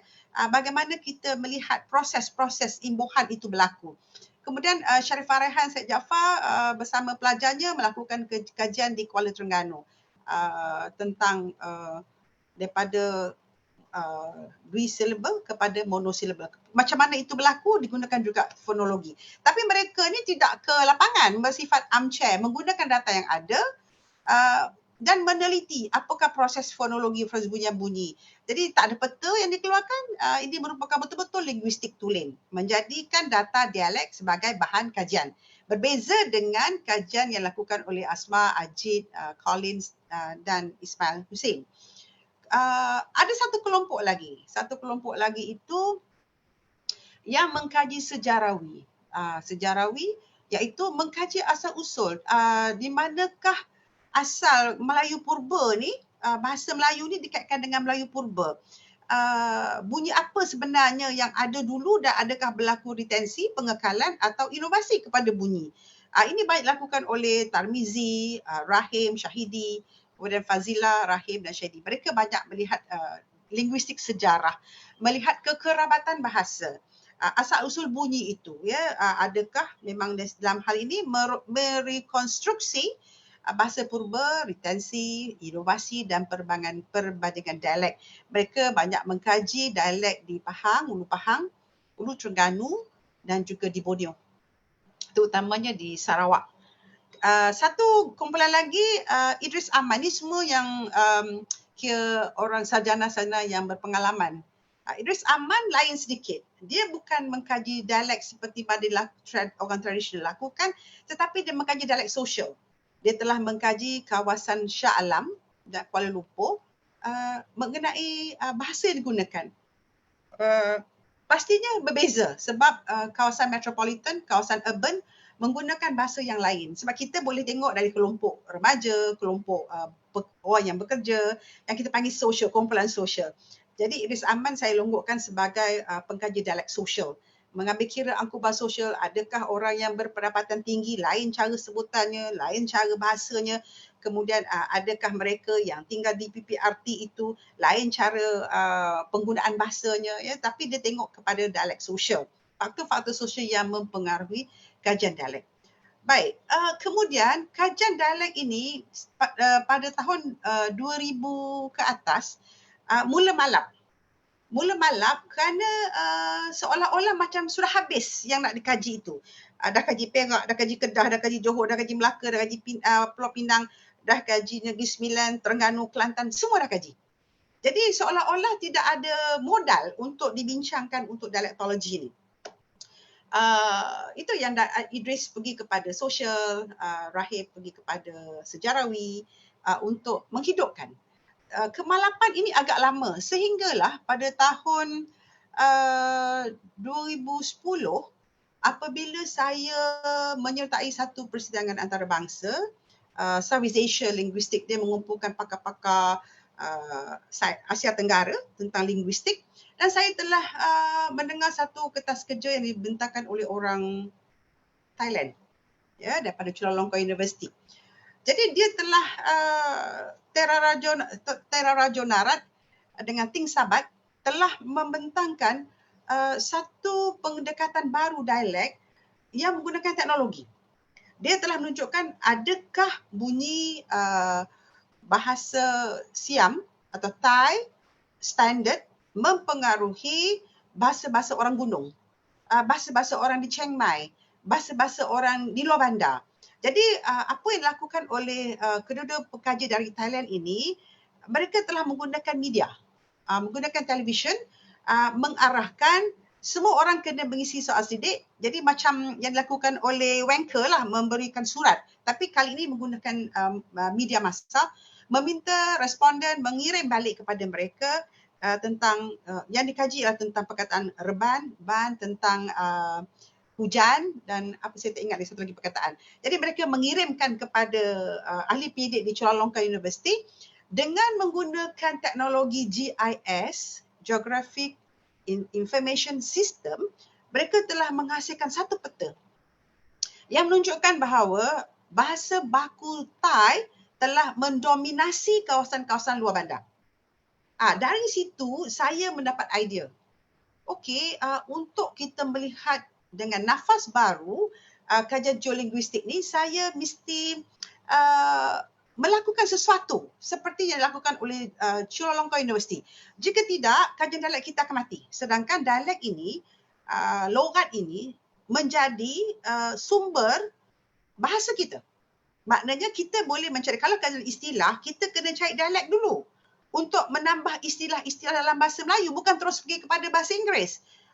Contohnya perkataan kudap. Kudap ini ialah daripada perkataan Perak, dialek Perak. Kudap-kudap. Snacking, kudap-kudap. Jadi tak perlu kita cari perkataan snack. Yang sekarang orang pakai snack sebenarnya ada kudap-kudap. Contohnya merarau. Merarau kalau di bahasa Sarawak, saya rasa dalam bahasa Sarawak, lunch. Untuk lunch break. Jadi banyak perkataan. Kalau Johor, tetel, perca. Perca ni baki-baki kain yang selalunya bila kita buat baju kurung, ada baki. Kemudian boleh kita gabung-gabung-gabung jadi lelangit. Lelangit ni bukan langit dalam mulut kita. Kalau kita ada kelambu, katil atas tu, kita pasang lelangit. Ini semua istilah-istilah yang ada dalam dialek yang boleh kita gunakan balik bagi memajukan, memperkayakan perbendaharaan kita. Jadi untuk menjadikan kajian dialek ini lebih dinamik, saya telah memberanikan diri memohon grant daripada UKM dan meyakinkan mereka bahawa kajian multidisiplin, linguistik, geografi dan teknologi boleh memberi nafas baru kepada kajian dialek dan akhirnya akan memberikan satu lanskap baru kepada peta dialek kita. Yang lama kita gantikan dengan yang baru. Alhamdulillah, saya telah berjaya meyakinkan UKM dan kementerian, maka saya telah mendapat banyak grant, FRGS, Arus Perdana, Top Down, grant universiti, grant daripada negeri Thai sendiri, dan lebih kurang 700,000 setakat ini saya telah dapat grant untuk menghasilkan satu peta baru, menggantikan peta lama yang lebih bersifat impressionistik kepada yang lebih tepat dan berasaskan teknologi. Maka dengan adanya teknologi, saya mempelajari cara nak memplot itu, mempelajari GPS, mempelajari GIS dengan Jabatan Geografi hampir 6 bulan. Belajar sebab pada saya untuk dapat yang lebih baru, kita kena venture, kita kena masuk ilmu baru dan saya tidak berkeberatan untuk belajar daripada rakan-rakan di geografi tentang teknologi sistem maklumat geografi. Sebab apa?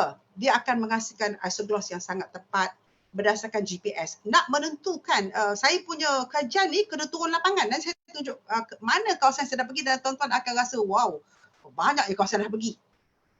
Sesuai dengan duit 700,000 tu. Jadi kami menggunakan global positioning system. Maknanya sebelum kami menetapkan tempat nak pergi, kita dah tengok dulu dalam GPS. Kita dah buka peta besar, kita dah tengok ada kampung dalam peta-peta yang manual ni, kita beli dekat stesen minyak kan atau kedai buku peta lama. Kita tengok, kita dah kenal pasti, ini kampung yang kita nak pergi. Bila pergi sana dah jadi kawasan Felda. Jadi maknanya peta kita peta lama. Hari ni dah tukar sebab kita perlukan sistem GPS untuk membantu kita mencari kampung-kampung yang sesuai. Penentuan kampung ini, titik kampung ini tak boleh rapat-rapat. Nanti lebih kurang je hasilnya. So kita kena buat dalam radar berapa kilometer. Sebab apa? Kita nakkan jawapan yang tepat.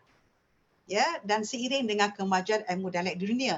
Malah apa yang saya lakukan ini telah mendapat perhatian daripada Asian Geographic ICAG, International Conference Asian Geolinguistic, di mana saya salah seorang daripada wakil Malaysia yang sentiasa dirujuk berkaitan dengan geolinguistik, dan kami tiap-tiap tahun ada seminar tentang geolinguistik ini, memaparkan tentang perkembangan dialek di sesuatu kawasan. Sebab setiap kali kami temui data baru yang mengubah lanskap kita punya dialek.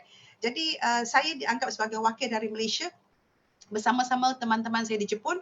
Tujuannya ialah untuk cuba membina satu geolinguistik Asia yang diketuai oleh Profesor Endo Misuaki daripada Tokyo Foreign Studies. Ada institut itu, Institut Geolinguistik. Baik, kemudian apa yang dapat kita hasilkan ialah isogloss digital baru. Kali ini, jika selama ini kajian dialek lebih tumpu kepada bunyi, perbezaan-perbezaan bunyi, tetapi kali ini kita melibatkan faktor muka bumi, sejarah, migrasi. Saya pinjam istilah Datuk Murad lah semalam, saya suka perkataan tu, perantauan. Sebab dalam kes dialek ini bukan migrasi hari ini, dia merantau. Bagaimana perantauan, mereka yang merantau mempengaruhi lanskap budaya dialek kita. Kemudian sosial budaya memainkan peranan penting dalam penyebaran dialek. Saya tunjukkan satu persatu. Saya harap saya banyak data yang menarik, harap cukup masa lah untuk saya bentangkan. Baik, fokus perbincangan saya nak bincang dua je. Sempadan dengan migrasi atau perantauan. Sebenarnya banyak faktor lagi.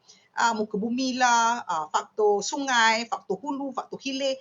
Tapi hari ini saya nak cerita tentang persempadanan dengan perantauan. Kerana dia memberi kesan kepada pemugaran dialek kita. Banyak maklumat baru yang bila makin banyak saya kaji, makin saya faham tentang sosio budaya masyarakat kita. Orang Jawa, orang Banjar, orang Bugis, orang Kerinci, ramai lagi. Sebenarnya mereka memberi sumbangan kepada perkembangan bahasa dan dialek kita. Langsung saya dapat menghasilkan isogloss baru. Inilah cita-cita saya. Sebelum saya bersara, saya nak menghasilkan satu peta isogloss baru dialek Melayu menggantikan yang dilakukan oleh Profesor Asmah Haji Umar, Profesor Emeritus Datuk Asmah Haji Umar. Beliau telah melakukan satu garis isogloss, tapi dengan adanya teknologi baru, kita dapat menghasilkan jauh lebih tepat dan lebih baik. Jadi ini merupakan sumber ilmu yang sangat bermanfaat. Pihak museum boleh mengambil perhatian sebab bahasa juga dan dialek itu ialah sebahagian daripada jiwa negara ini. Ya, tidak boleh diketepikan, malah memperkayakan khazanah negara. Baik. Ini ialah peta dulu. Kalau dalam istilah linguistik atau dialek kita panggil isogloss. Isogloss ni maksudnya sempadan, ya, sempadan. Jadi kita tak boleh tengok sempadan pentadbiran. Macam kita ada Johor, kita ada Kedah, kita ada Perak. Tak. Dalam kajian dialek, di manakah berakhirnya bunyi itu? Contohnya Kedah, dia tidak hanya digunakan di Kedah, malah melangkau ke Perak. Kalau dulu dikatakan sampai Kuala Kangsar. Baik, Kelantan, Terengganu dianggap sebagai dialek Pantai Timur, sedangkan tidak. Nanti kita tengok jauh bezanya Kelantan dengan Terengganu itu. So kita tak boleh letakkan selonggok. Kemudian Johor ini pergi sampai ke Perak Hilir. Tapi melangkau Negeri Sembilan. Jadi nanti saya nak tunjukkan betapa susahnya saya nak mengeluarkan peta yang baru ni. Sebab teknologi kan, kita kena pandai bagi arahan. Kalau tidak, warna tu merayap-rayap sebab jadi pelik peta tu. Ini dia peta lama. Saya tak pergi Sabah Sarawak. Sebab Semenanjung Malaysia pun belum habis. Dan kosnya di Semenanjung Malaysia ni kalau kita masuk Sabah, Kelantan dan Selangor yang masih belum selesai, hampir juga sekarang dah 700,000 banyak lagi wang yang diperlukan. Malah ada penuntut-penuntut saya daripada Sabah, Sarawak. Prof pergilah tempat kami banyak juga bahasa etnik. Saya kata nanti dulu. Selagi saya tak ada duit, saya tak boleh pergi ke Sabah. Itu lagi kos yang sangat tinggi. Baik, jadi fokus saya ialah kepada Semenanjung. Ini cara dulu, cara lama melukis. Jadi maknanya dalam buku Profesor Dato' Asma ditunjuk ini dialek Kedah, ini dialek Patani, ini dialek Perak. Ada macam pembahagian yang agak tegar lah, ya, tegar. Sedangkan hari ni bila kita tengok teknologi bukan macam ni. Dia dapat ditunjukkan dengan lebih tepat dan jelas. Yang sebelah kanan pula lakaran tangan. Lakaran tangan ni memang tak akan tepat lah sebab kita guna tracing paper buat, kemudian kita catat ini kawasan-kawasannya. Ini dialek geografi. Tapi bukan salah mereka kerana masa itulah yang ada. Dah bagus benar lah pada zaman itu. Tapi hari ini peta ini harus kita tukar dan ini menjadi sumber maklumat sebagai kursus ilmu lama untuk kita perbaiki. Baik, setelah saya mendapat banyak wang, dana, saya mula melibatkan teknologi dalam kajian saya. Tengok, mula-mula saya tandakan ialah peta ini kami buat sendiri. Bukan peta kita ambil daripada website, tidak. Ini peta saya dapat daripada Topo, dapat daripada JUPEM, Jabatan Peta Ukur Malaysia. Kami dapat raw yang mentah peta tu, kemudian saya yang sambung-sambungkan dan warna hijau ini ialah topografi. Kenapa saya letakkan topo? Topo ini maknanya muka bumi, sungai, bukit, gunung, jalan raya. Sangat penting, tasik. Sebab apa? Di tempat-tempat seperti contohnya di Perak, di Hulu Perak, kawasan ni kawasan Tasik Banding sana, dan kawasan tidak ada penduduk. Tak ada penduduk. Jadi kita akan pergilah tempat-tempat macam ini sebab kebanyakannya orang asli di sini. Tengok Kedah, Polis, banyaknya Bukit Bukau. Bukit Bukau ni penting sebenarnya menceritakan kenapa orang Siam boleh masuk berlindung. Dia lari daripada pemerintahan Siam, dia lari, dia duduk kat kaki gunung menjadi penuri getah. Akhirnya menjadi rakyat. Sebab tu di Kedah ada perkampungan Siam. Saya masuk kat kampung Siam tu. Muka macam kita tapi cakap Siam. Kemudian kita tengok di Melaka, ya Allah penuh gunung sampai tak nampak tanah di Melaka ni. Segala bukit ada, Bukit Cina ada, bukit apa segala, Bukit Katil ada. Ini semua dia mempengaruhi penyebaran dialek. Sebab itu saya perlukan peta topo. Tengok Pahang, besarnya Pahang. Tapi saya tak boleh pergi semua dekat Pahang sebab Pahang ni banyak sangat gunung dan kayu-kayan. Hanya tempat-tempat yang ada manusia je saya pergi. Ya. Jadi itulah dia senario kenapa kita perlukan maklumat-maklumat tentang topografi. Kalau tuan-tuan nak tengok, ini dia kawasan yang telah saya pergi. Nak kenakan dengan 700,000 tu kan. Bukan senang. Selalunya UKM, saya akan membawa pelajar UKM paling-paling pun dalam 40 orang, dalam 10 kereta, 40-45 orang dan dengan 3 penyelidik UKM. Ini memang hak cipta UKM lah. Kami dah hak ciptakan, dah masukkan intellectual property untuk melindungi peta-peta kami. Jadi tengok punya banyak kampung yang telah kami pergi. Selangor dengan Kelantan kami tersekat kerana COVID. Ya, dah duit dah dapat untuk kaji Selangor dan Kelantan tetapi kami belum boleh pergi kerana kedua negeri ini masih merah. Tak berani kita nak pergi. Kalau Selangor sangat menarik sebab Selangor boleh dikatakan hampir tiada penutur Melayu. Yang ada banyak Banjar, Jawa, Bugis, Kerinci, Rawa. Malah di Shah Alam tu kita tak boleh masuk. Sebab Shah Alam tu Putrajaya tu semua yang datang bekerja. Maknanya dia bukan orang asli, orang Selangor. Jadi kita tak akan masuk kawasan-kawasan yang ada taman-taman perumahan sebab lanskapnya sudah berubah. Dia bukan penutur Selangor. Kelantan menarik. Kelantan ni orang semua kata Kelantan daripada Patani. Betul, dia ada pengaruh daripada Patani. Tetapi ada garis pemisahnya. Kalau kita tengok orang Siam ni, dia bercakap ada nada. Tinggi naik, turun rendah, tinggi naik, turun naik, mendatar. membeza kat mana kita panggil dia tone language, bahasa bernada. Kemudian orang Thai ni dia bahasa dia ada aspirasi, dia ada hembusan-hembusan kecil dan sangat membantu membezakan makna. Jadi jangan salah sebut. Salah sebut, salah makna. Contohnya parut tu parut kelapa. Parut itu parut luka. Tambahan bunyi hembusan tu telah membezakan. Jadi dekat Kelantan saya nak tengok di manakah? Adakah di Jeli? Adakah sampai ke Bacok? Adakah di Pasir Mas? Saya belum pergi. Ini memang sangat menarik. Walaupun saya akan bersara ujung bulan ni, saya tetap akan bersama kumpulan saya pergi ke Kelantan untuk membentuk isogloss. Baik, itu dia. Itu penentuan pertama. Baik, sekarang ciri pertama yang saya nak bincang ialah persempadanan. Saya dah bagi tahu awal-awal lagi tidak ada sempadan politik. Jadi dia boleh pergi sejauh bunyi dialek itu boleh pergi sejauh mana yang dia boleh jika tiada halangan tanah tinggi dan ada migrasi perantauan berlaku dibezakan oleh fonologi dan leksikal, maknanya bunyi dan perkataan. Contoh pertama, Kedah. Dialek utara, dialek Kedah. Sebenarnya dialek Kedah ni sangat meluas.